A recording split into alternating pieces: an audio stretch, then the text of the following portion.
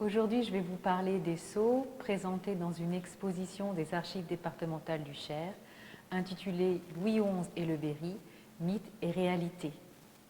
Il s'agit de 6 pièces qui appartiennent aux collections des archives départementales du Cher et qui ont toutes été restaurées en interne par le restaurateur qui œuvre au quotidien dans nos murs. 3 sceaux correspondent au second grand sceau de majesté de Louis XI, utilisé à partir de 1463.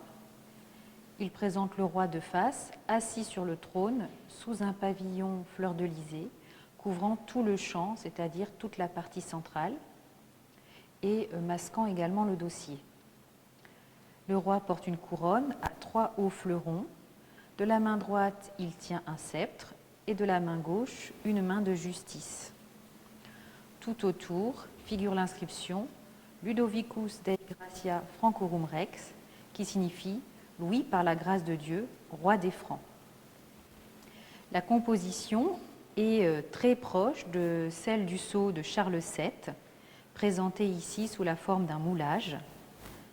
Les différences se logent dans des détails comme la forme du dé au-dessus de la tête du roi et le nombre de lions à leurs pieds, 4 pour Charles VII et 2 pour Louis XI.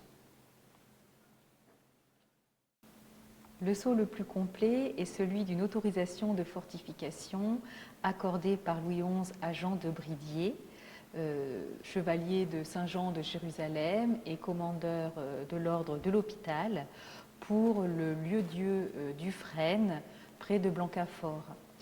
Ce document rappelle d'ailleurs qu'il fallait une autorisation royale pour toute fortification. Plusieurs seigneurs berrichons bénéficièrent d'autorisations de fortification attribuées par Louis XI, comme par exemple Jacqueline Trousseau, son maître d'hôtel pour son château de Chambon à Saint-Just. Une reproduction en étain du grand sceau de majesté de Louis XI permet d'appréhender son relief. Il est disposé juste au-dessous d'un portrait de Charles de France, frère de Louis XI, qu'il fait duc de Berry. Un sceau équestre de Charles de Berry est également conservé et présenté aux archives départementales du Cher.